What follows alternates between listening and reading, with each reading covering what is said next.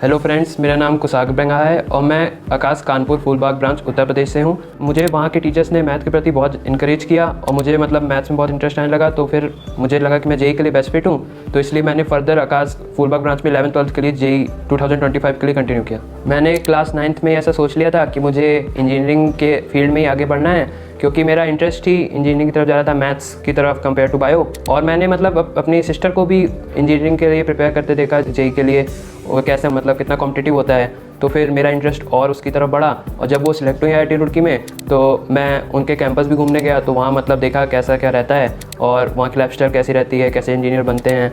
और जब वो अच्छी इंजीनियर बन गई, फिर उसके बाद उनकी लाइफस्टाइल देखता हूँ तो मतलब उनसे मुझे बहुत मोटिवेशन आया, इसलिए मैंने इंजीनियरिंग के फील्ड में आगे बढ़ने का सोचा। मेरी मतलब प्रिपरेशन स्ट्रेटजी ऐसी थी कि मैं कोई भी कोशिश करता था कि मैं कोई भी क्लास मिस ना करूँ, और अगर वो कोई क्लास मिस भी हो जाती थी तो अगले दिन सर लोगों से मतलब बात कर लेते थे उस टॉपिक्स के लिए जो छूट गए हैं, कि वो टॉपिक कवर हो जाए। और अगर मतलब क्लास में जैसे कोई टॉपिक हो गया है तो उसे घर जाके एक बार उसके नोट्स वगैरह, मॉड्यूल वगैरह देख लेता था।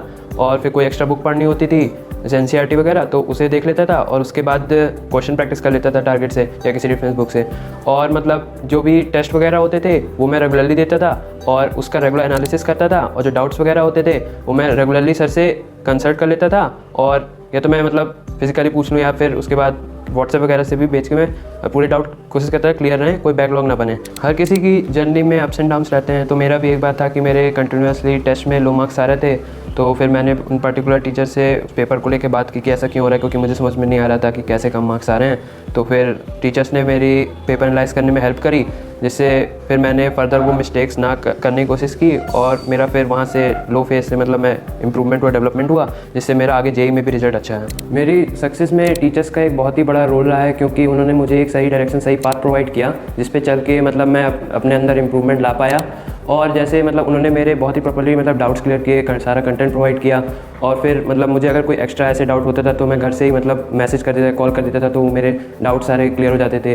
तो ऐसे उन्होंने मेरा मतलब कंसेप्ट पूरा स्ट्रॉन्ग रखा, और अगर कोई पर्सनल सपोर्ट होता था वो मुझे दे देते थे। तो ऐसे उनका एक बहुत ही बड़ा रोल रहा है मेरी सक्सेस में। फाइनल टेस्ट सीरीज़ का लास्ट मंथ्स में बहुत ही बड़ा रोल रहा है, क्योंकि जब मैं मतलब FTS देता था, उसकी गलतियाँ एनालाइज करता था और जो कंसेप्ट्स मतलब मुझे दिक्कत आए थे उन्हें दोबारा पढ़ता था, तो ऐसे मेरा मतलब इम्प्रूवमेंट हो रहा था, उससे स्कोर भी बूस्टअप हो रहा था। तो जब मैं रियल एग्जाम देने गया तब मुझे ऐसा ही लग रहा था कि मैं FTS ही दे रहा हूँ, तो मतलब मुझे ऐसे कोई दिक्कत नहीं आई। फिर आफ्टर ज्वाइनिंग आकाश मुझे अपनी लाइफ, अपने रूटीन में बहुत ही बड़ा चेंज देखने को मिला, क्योंकि जिस फोकस से मैं पहले पढ़ता था और अभी लेटेस्ट में पढ़ता था, तो उसमें मतलब बहुत ही डिफरेंस देखने को मिलता है। और जो स्टडी आवर्स थे उसमें बहुत बड़ा बूस्टअप मिलता है। आकाश में मेरा बहुत ही अच्छा एक्सपीरियंस था। यहाँ की जो मतलब फैकल्टी थी, यहाँ का जो मतलब शेड्यूल रहता था वो मतलब बहुत ही रेगुलर रहता था, तो उससे मतलब एक कंसिस्टेंसी रूटीन में मेंटेन रहती थी। और जैसे मतलब टेस्ट वगैरह भी होते थे तो उसके लिए फेलिसिटेशन वगैरह भी होता था, तो अंदर से एक बूस्टअप मिलता रहता था, जिससे मतलब कि मैं और अच्छे से मेहनत कर सकूँ, लगा रहा हूँ।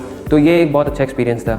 अपकमिंग जेई एस्पिरेंट्स को मेरी यही एडवाइस रहेगी कि आपको अपने रूटीन के साथ रेगुलर रहना चाहिए। आपको कोई भी क्लास ऐसे मिस नहीं करनी चाहिए, टेस्ट नहीं मिस करने चाहिए, और अगर मिस भी हो जाए तो उससे कंसल्ट कर लेना चाहिए और अपने डाउट्स रेगुलर क्लियर करने चाहिए। कोई बैकलॉग मतलब इतना नहीं बनना चाहिए। और जो आपका मतलब स्टडी रूटीन रहता है, तो उसमें जैसे आप तीनों सब्जेक्ट्स को ही एक इक्वल टाइम प्रोवाइड करते हो, ये भी बहुत बड़ी इंपॉर्टेंट बात हो जाती है। और एक कंसिस्टेंसी की भी बात हो जाती है, जैसे आपकी 2 दिन की स्टडी कर रहे हो और फिर अगले दिन नहीं पढ़ रहे हो, तो ऐसा नहीं होना चाहिए।